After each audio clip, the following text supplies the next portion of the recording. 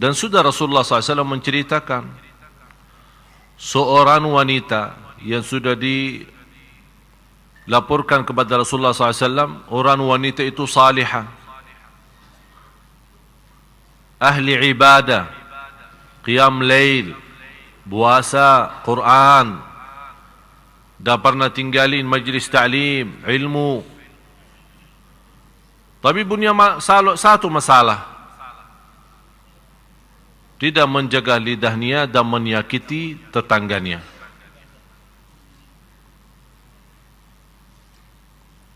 Menyakiti tetangganya dan lidahnya.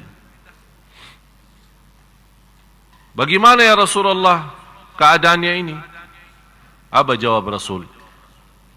Dia masuk neraka.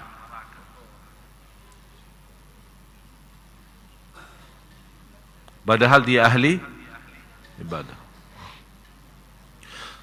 Bapak Ibu, kalau anda mendengar sebuah hadis ini bisa menjadi ancaman berat bagi kita semua. Tapi jangan anda salah faham, kalau Rasul menyebutkan seorang masuk neraka bukan berarti kekal. Karena tetap kebaikan itu terhitung karena Allah Maha Adil.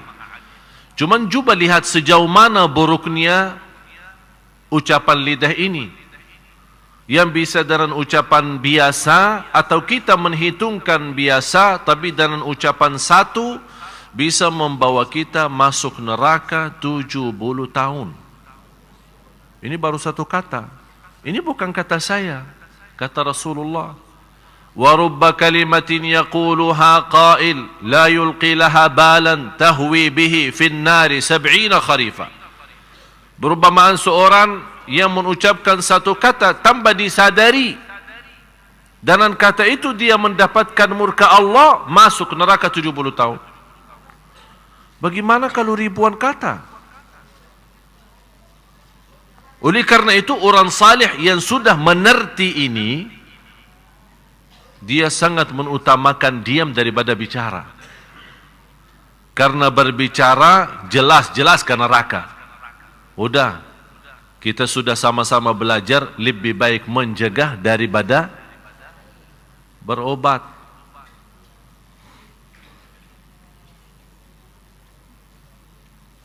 Seorang wanita yang Rasulullah SAW menceritakan, dan saya yakin Bapak Ibu sudah banyak mengerti cerita itu. Seorang wanita ahli ibadah tapi masuk neraka. Gara-gara apa? Gara-gara si ekor kucing. Gara-gara kucingnya aja masuk. Kok bisa gara-gara binatang masuk neraka? Apalagi kalau gara-gara manusia. Gara-gara binatang aja bisa masuk neraka. Kenapa dia masuk neraka? Dia menahan kucing itu, tidak dilapasin, mencari makan sendiri, dan tidak memberikan makan. Ada orang alasan memelihara binatang, malah ternyata dia menyiksa binatang. Gara-gara kucing masuk neraka. Mana ibadahnya, puasanya? Tidak ada. Sebaliknya, coba lihat karunia Allah. Jadi Bapak Ibu, masalahnya bukan masalah banyak ibadah atau sedikit ibadah. Sebagaimana di hadis yang sahih, Rasul menceritakan cerita wanita dari Bani Israel. Tidak punya kebaikan sama sekali. Malah dikenal wanita ini zina. Tak pernah punya kebaikan. Karena habis dia minum air, kemudian begitu dia turun dari sumber air, dia bertemu dengan ekor anjing yang lagi keluarin lidahnya, memberikan tanda haus. Kata wanita itu, oh kasihan anjing ini, dia merasakan haus sebagaimana saya tadi merasakan haus. Dia malah turun ke sumber air kembali, ambil air, kemudian berikan. Allah lihat perbuatannya, kata Rasulullah, Allah ampuni segala dosanya dan masuk surga. Oleh karena itu, kalau masih ingat Bapak Ibu, berusaha menjaga amal salih rutin, bermacam amal salih tapi rutin, biarpun sederhana. Karena kita tidak tahu di mana Allah sembunyikan ridha di dalam amal salih tersebut. Istri Harun al-Rashid. Harun al-Rashid seorang pemimpin khalifah. Kaya raya, istrinya pun kaya raya. Dia membuat tabungan air atau apa di kota Makkah untuk jamaah haji. Jamaah haji. Juga berapa banyak yang harus disediain air minum, air apa semua untuk jamaah haji. Begitu beliau dalam cerita sejarah-sejarah, seorang anaknya pernah melihat mimpi sesudah ibunya meninggal. Melihat mimpi dan dia bertanya sama ibu, bagaimana ibu keadaanmu? Kata ibu, alhamdulillah Allah sudah ridha. Anaknya otomatis tanya, ibu, Allah ridha kepada ibu karena berbuatan bersediain minum air untuk jamaah haji yang begitu amalan besar dan dahsyat? Kata beliau, bukan. Ternyata hanya gara-gara 2 rakaat di tengah malam.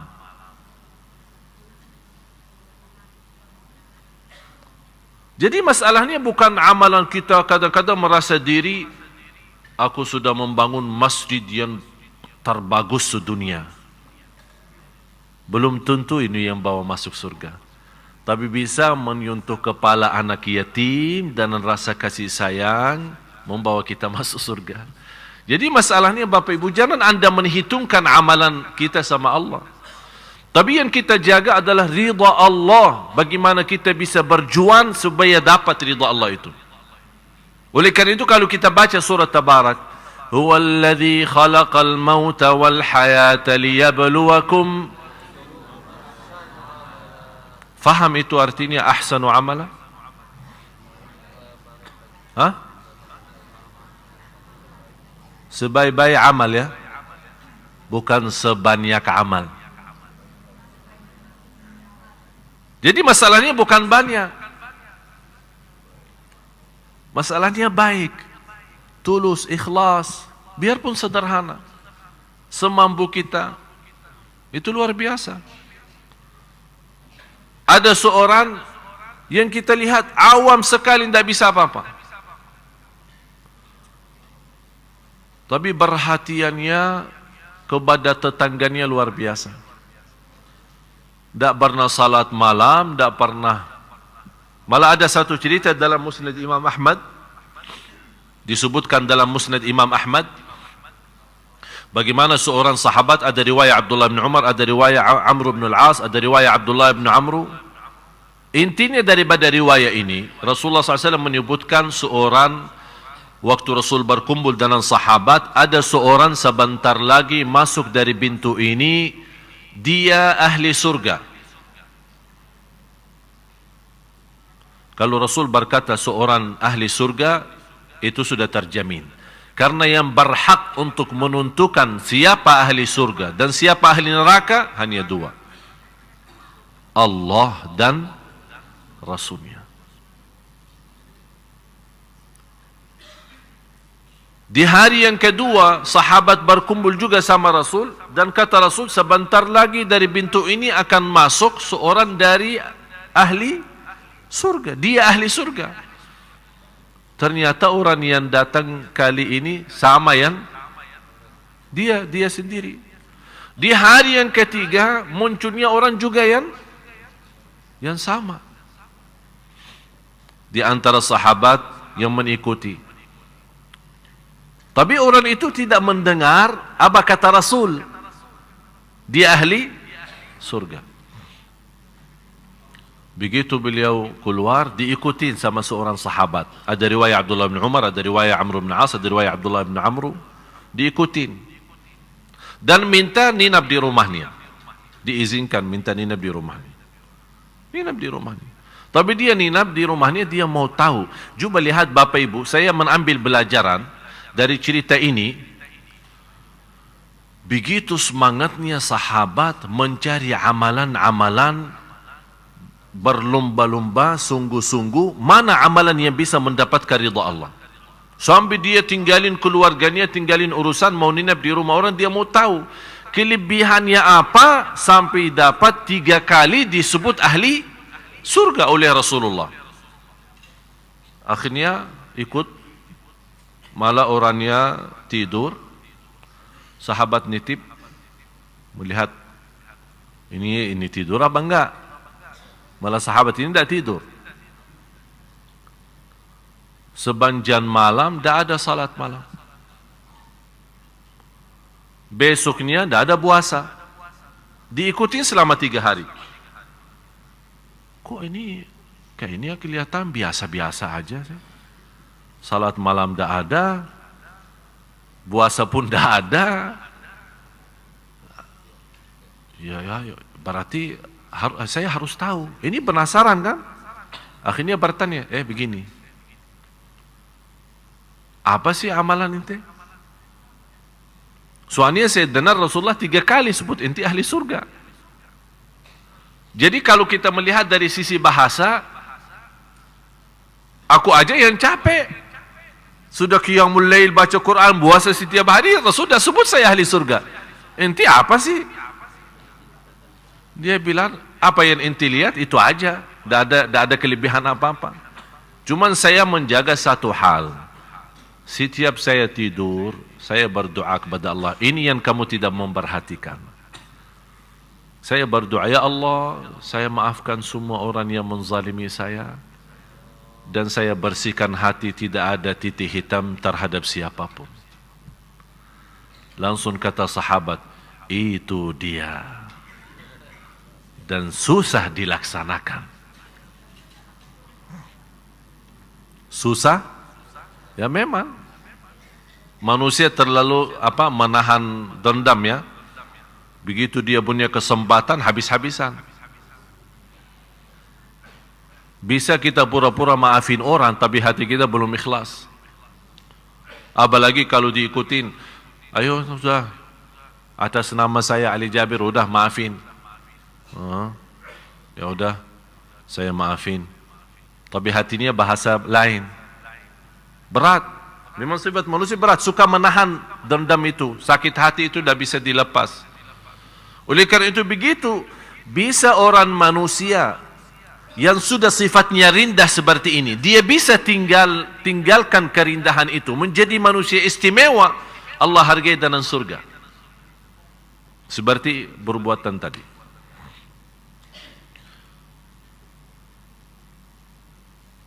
Ada seorang ulama tinggal di luar kota Madinah. Ulama besar di kota Riyadh, ibu kota Arab Saudi. Melihat mimpi Rasulullah SAW. Ada seorang di Madinah,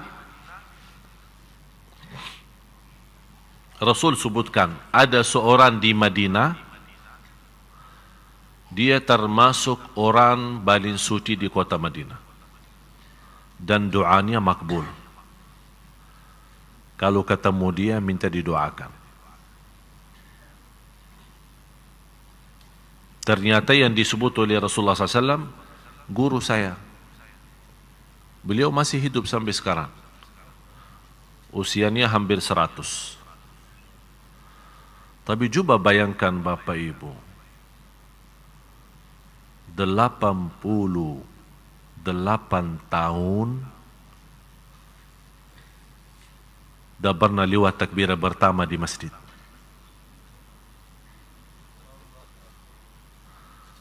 Delapan tahun menajar Al-Quran di Masjid Nabawi. Dari subuh sampai isya. Antri orang yang mau belajar sama dia.